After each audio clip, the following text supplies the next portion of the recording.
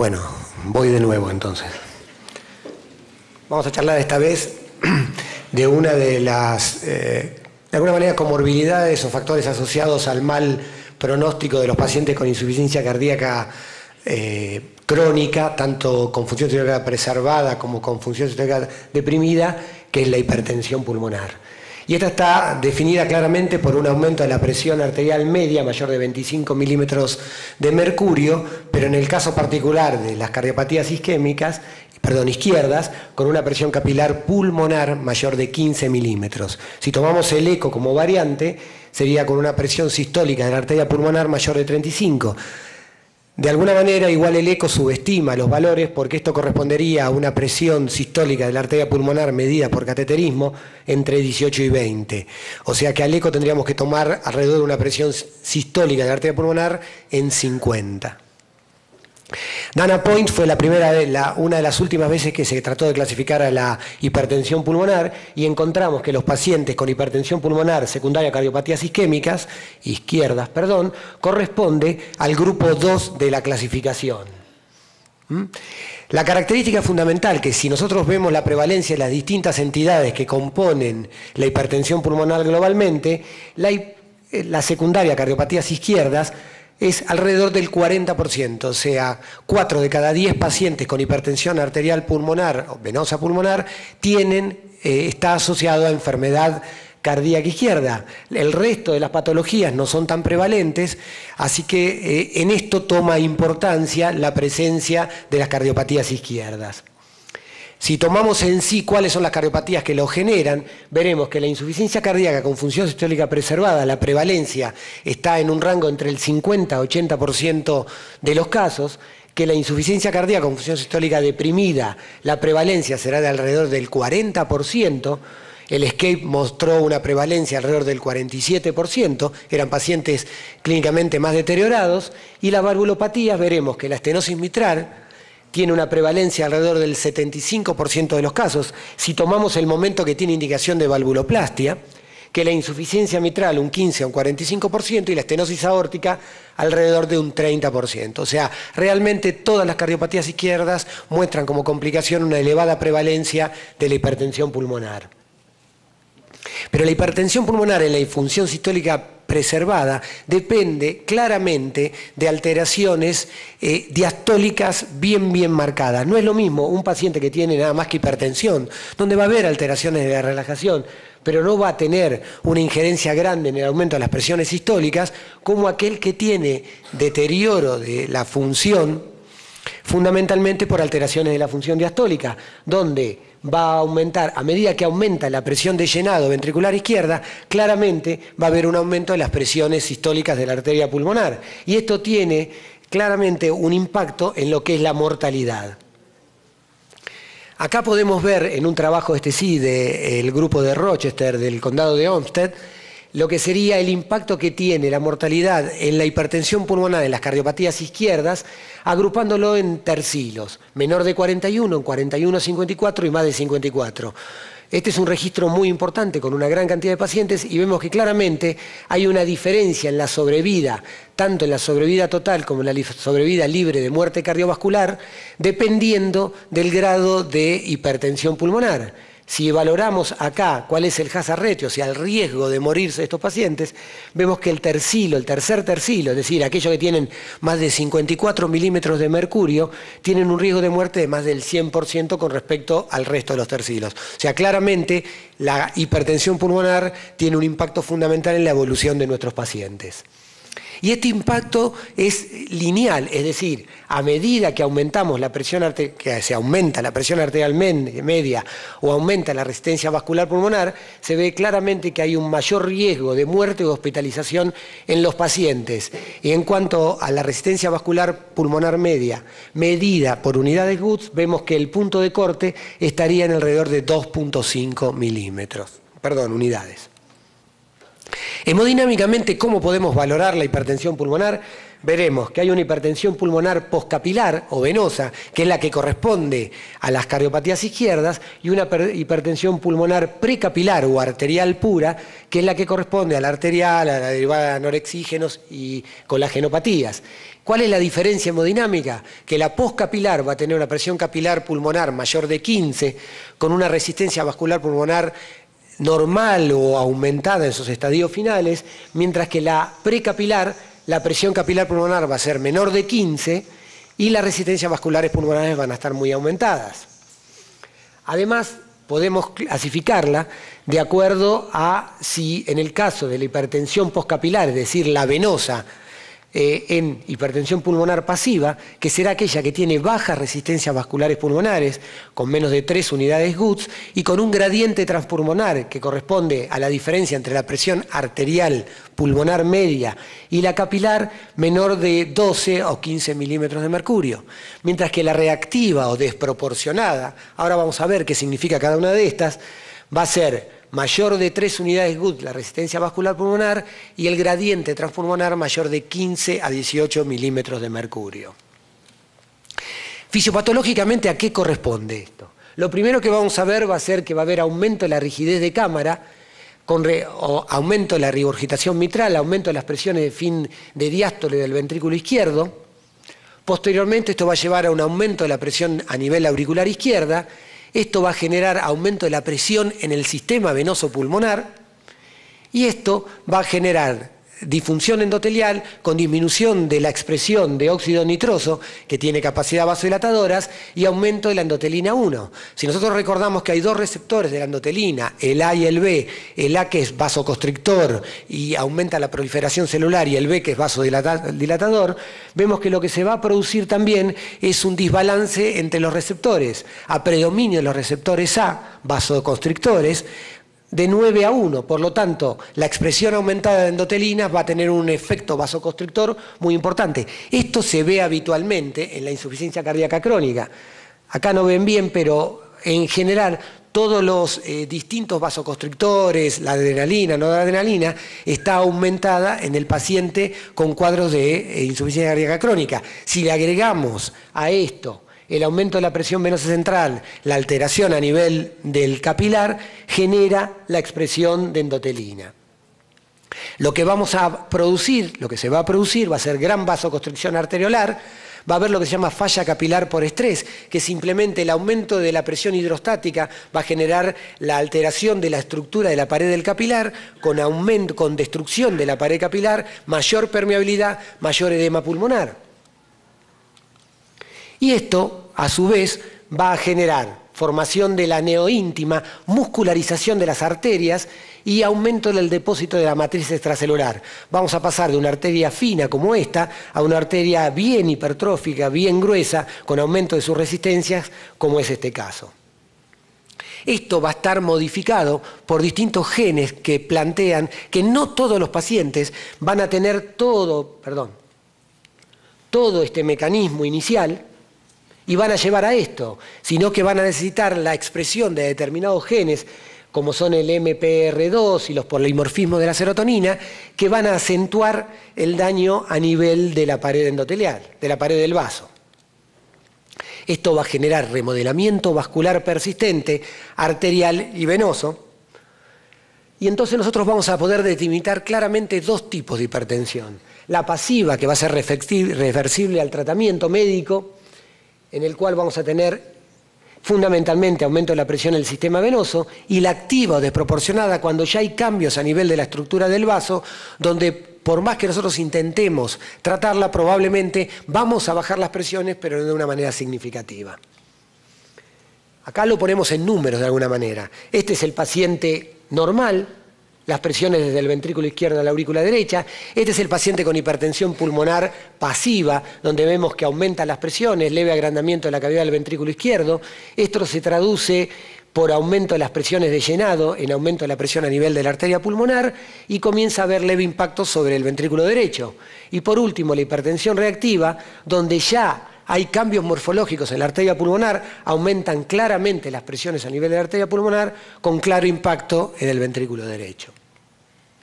Y como les decía, no todos los pacientes van a llevar a esta hipertensión reactiva. Este es un trabajo de Mullens donde muestra la presión, el impacto que hay entre la presión o la interrelación entre la presión capilar pulmonar y la presión arterial media, y vemos el seguimiento a lo largo del tiempo. Y veremos que va a haber una proporción de pacientes que tienen una hipertensión pulmonar proporcional a la insuficiencia cardíaca, es decir, pasiva, y una proporción de pacientes con los mismos niveles, a lo mejor o menores, de presiones capilares pulmonares, donde va a haber una hipertensión desproporcionada. O sea, la expresión de estos genes nos va a dividir dos tipos de población. Otro de los impactos fundamentales de la hipertensión pulmonar es a través del ventrículo derecho, y siempre la presencia de disfunción ventricular derecha conlleva a un peor pronóstico, como muestran todos estos distintos trabajos.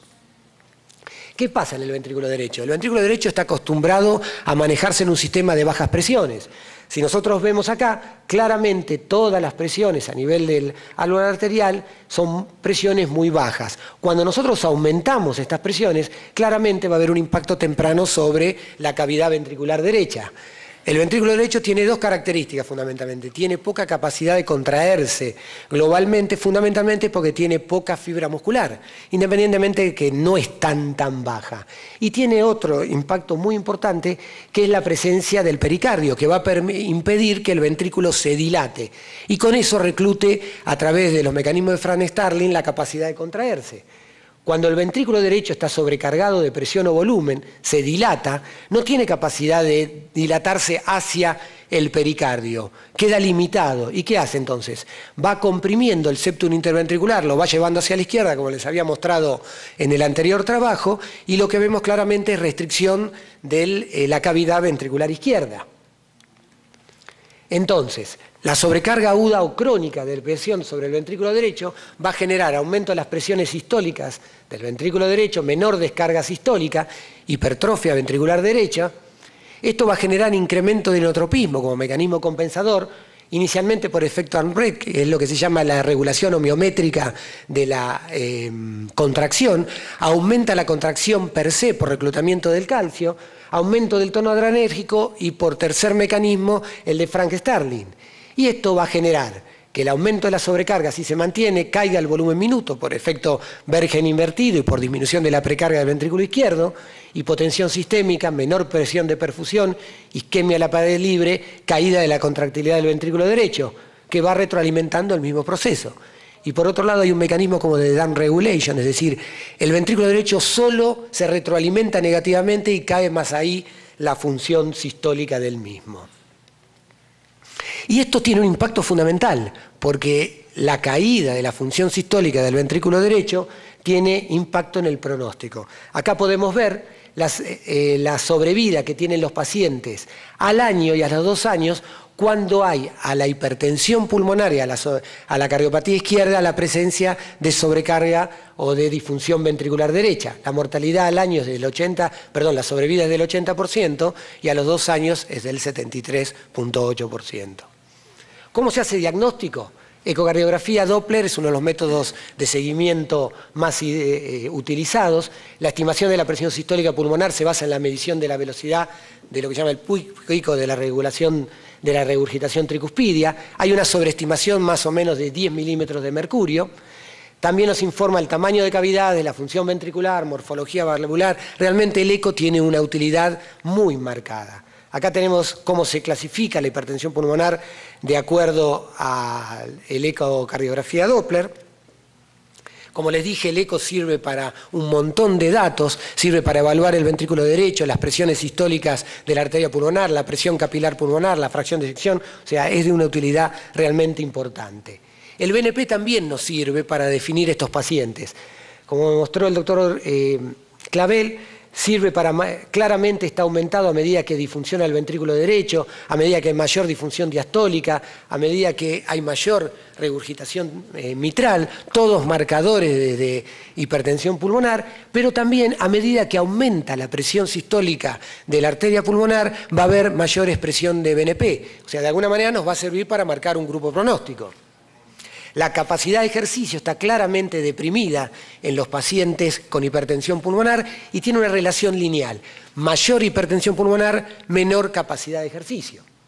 La radiografía de tórax nos va a permitir de alguna manera definir dos grupos de pacientes, aquellos que tienen hipertensión precapilar o postcapilar, y nosotros lo podemos ver claramente. Un paciente con hipertensión precapilar, donde los pulmones están hiperclaros, donde se marca claramente la arteria pulmonar, de un paciente con hipertensión venocapilar, con líneas B de Kerley, con compromiso iliofugal. O sea, la radiografía nos da información muy importante.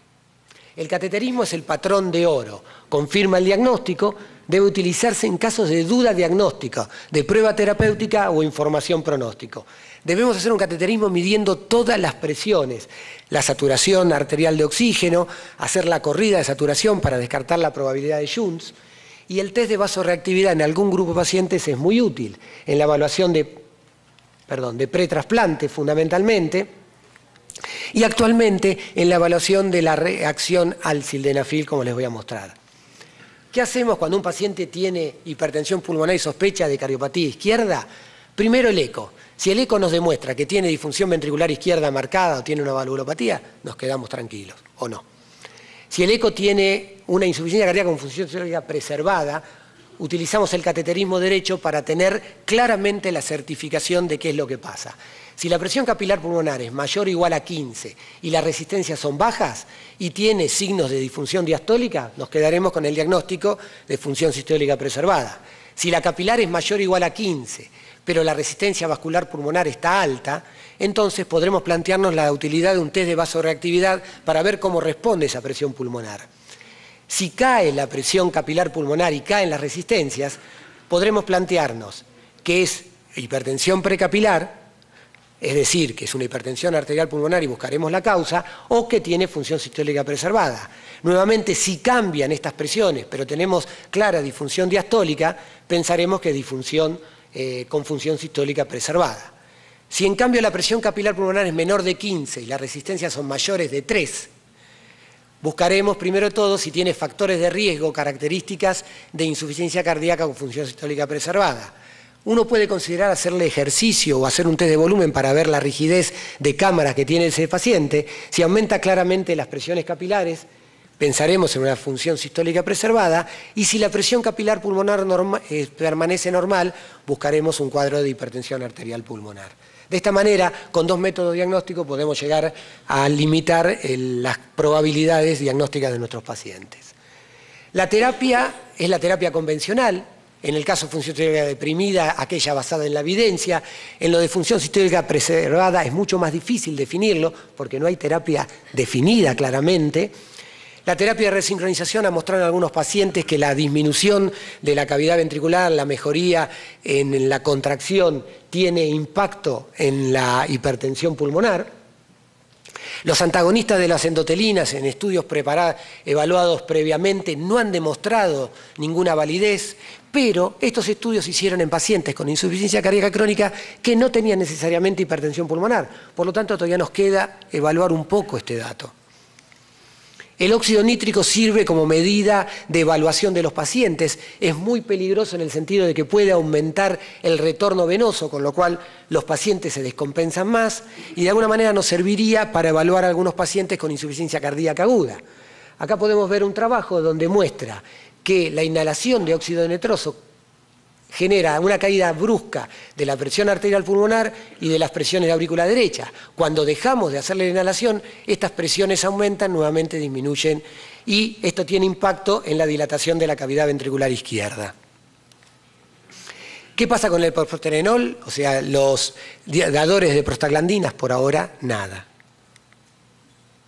Podemos indicar el tratamiento específico de la hipertensión pulmonar. Este es un trabajo de los alemanes del grupo de Colonia, y ellos plantean que en aquellos pacientes que tienen hipertensión pulmonar confirmada por cateterismo derecho, con una presión arterial pulmonar que exceda los valores habituales observados en cardiopatías izquierdas, tendría algún valor siempre y cuando no haya una causa remediable de insuficiencia cardíaca o enfermedad valvular, que el tratamiento de la insuficiencia cardíaca esté completo por lo menos a 6 meses y que se haya excluido otras causas de hipertensión pulmonar con la enfermedad pulmonar. Y ellos propenden incluir estos pacientes en trial de investigación para ver la validez de esta afirmación.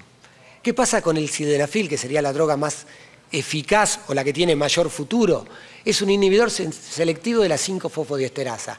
tiene una acción selectiva sobre la vasculatura pulmonar, aumenta la conductancia a nivel de la membrana alveolo capilar, mejora la conductancia del gas arterial, mejora las presiones claramente. La dosis que se han utilizado son entre 25 a 50 miligramos en agudo para hacer el test y 50 a 150 miligramos en crónico. Estos son distintos trabajos, todos de pequeño número de pacientes, y lo que vemos claramente es que tiene una injerencia aumentando el volumen minuto, aumentando el consumo de oxígeno, que se ha podido utilizar también posterior a la utilización de métodos de asistencia ventricular. Nuevamente mejora el consumo de oxígeno pico, disminuye las presiones arteriales pulmonares y estas se mantienen con el tiempo en la terapia crónica, por desgracia todos trabajos muy pequeños. Y un dato interesante es que se ha podido combinar con el óxido nitroso y el más interesante que se ha combinado con nitratos, también son trabajos muy pequeños, este es un trabajo de 3 pacientes, la terapia combinada con nitratos y sildenafil, que es una contraindicación para el uso habitual en nuestros pacientes, en los pacientes con hipertensión pulmonar, ha demostrado inicialmente bajar las presiones pulmonares y no ser peligrosa. En conclusión, la hipertensión pulmonar en el contexto de las cardiopatías izquierdas marca un hito desfavorable en la evolución, tanto en la morbi como en la mortalidad asociada.